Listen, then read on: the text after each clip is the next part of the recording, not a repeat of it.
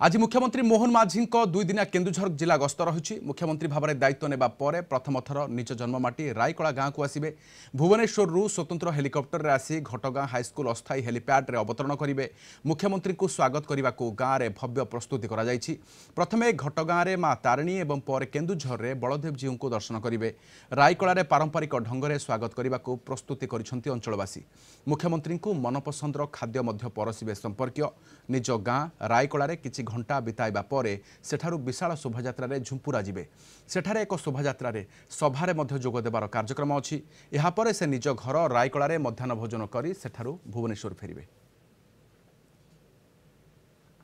आज प्रथम जिलार मुख्यमंत्री हिसाब से जिला गस्त करते आसछन्ती माँ दर्शन करेंगे। से माने एठी पूर्ण प्रस्तुति अच्छी सेमती सुरखुर आसवे सी आसिक आमर हाईस्कल आसिक ओह्लैक आसवे आसिक मंदिर भितर प्रवेश करेंगे। पूजार समस्त प्रकार व्यवस्था कराई संकलित भाव से पूजा करेंगे। माननीय मुख्यमंत्री श्री मोहन चरण माझी सी केन्दुझर निवासी केन्दुझर वीरपुत्र सी जो इलेक्शन लड़िया को मनस्थ करथिले सी बलभद्र शरणार्थ होते बलभद्र जगन्नाथ सुभद्रा सुदर्शन चतुर्था मूर्ति शरण पशिले एटी तांकर पूजा होता है। से संकल्प करथिले मु जदि मुख्यमंत्री हुए ताहले केन्दुझर मंदिर किसी उन्नति निश्चित भाव में करी। आम लोक बुझे ना से मैंने मुख्यमंत्री भावती आम एमएलए आस खावाई पसंद पूरा नॉर्मल सादा सीधा एका सहित बसिक आम पखाड़ खाऊ। एमएलए है 3 थर एमएलए भी आम एका सहित बस पखाड़ खाऊ। पखाड़ आलू भजा शाग टे शाग आउन एमती खाऊ। आम खाद्यर आम घर खाद्य सेमती माने जति आरिष्टकाट लोक जमी खाद्य खाती आम से घर चाले नहीं। प्रथम तो सरपंच छिड़ा हेले सरपंच एमएलए हेले एमएलए पर मुख्यमंत्री होती घर सब सफा सुतरा होती खुशी बहुत अच्छी। अधिक सूचना पर भवानी प्रसाद महांता घटगाँ रिपोर्टर आम सहित अच्छा। भवानी जेहेतु निज जिला को मुख्यमंत्री भाव में शपथ ने प्रथम थर गस्त करुँच तो उत्सव मुखर सारा जिला केमिति रही प्रस्तुतिर पर्व देखुं केमिति? निश्चित भाव में केन्दुझर जिलार गौरव होती मुख्यमंत्री मोहन चरण माझी। तेबे मुख्यमंत्री हेबा परे आज होची तांकर प्रथम जिला ग्रस्त। तेबे जिला ग्रस्त समय प्रथम से आज माँ दर्शन करेंगे। जो केन्दुझर जिलार अधिष्ठात्री देवी माँ तारिणी रही आज दर्शन लाभ करेंगे।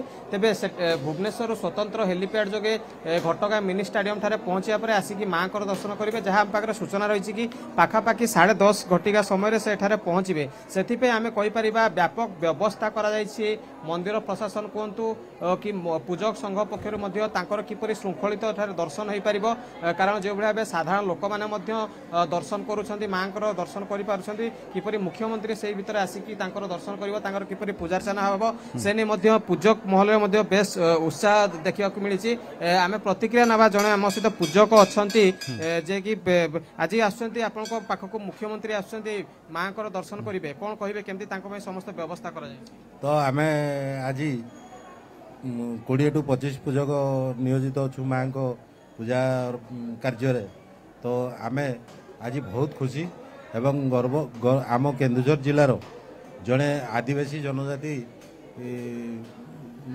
मुख्यमंत्री पद पाइबारु आज आम बहुत खुशी एवं आमर केन्दुझर जिलावासी गर्व गौरवर अनुभव करुचु। एवं आज आम तांकर आसवा बाट को चाह रहीचु। आम सीएम जितेबाला पहुँचे आज तांको आम पुष्प गछ प्रदान करूँ एवं माँ मंगल कामना आम केन्दुझर ओडिशा मंगल कामना माँ पाखे पूजा अर्चना करूँ। निश्चित भाव में शुणुले राधेश आम जो स्थानीय लोकंर प्रतिक्रिया ना आज्ञा केते खुशी अच्छा जेहेतु मुख्यमंत्री आसुँच आज घटगाँ केते मनरे खुशी अच्छी? आज्ञा जाऊ आमर ओडिशार मुख्यमंत्री केन्दुझर जिलार माननीय श्रीजुक्त मोहन चरण माझी जो भाया आप्राण उद्यम परिश्रम करी 3 थर एमएलए हुई 4 थर एमएलए हेले एवं से लोकंकर जो भाया सेवा करी आज केन्दुझर जिलार जो भाया गौरव करिसेंती माननीय आमर प्रधानमंत्री श्रीजुक्त नरेंद्र मोदी आज तांको ओडिशार मुख्यमंत्री दायित्व जहाँ देइचंती देबा परे से प्रथम जगन्नाथ दर्शन करी जगा कालिया पाखु आसी आज केन्दुझर जिलार भारतर এবং আমার ওড়িশার প্রসিদ্ধ মা তারিণী পীঠ আଜି চলচঞ্চল হয়ে উঠিছি যাদ্ୱାରା କି ଆମର କେନ୍ଦୁଝର ଜିଲ୍ଲାର କେନ୍ଦୁଝରର ଜଣେ ଟାଣୁଆ ପିଲା ଏବଂ ଟାଣୁଆ ନେତା ହେଇ ଆମର ମୁଖ୍ୟମନ୍ତ୍ରୀ ପଦ ଗ୍ରହଣ କରିଛନ୍ତି।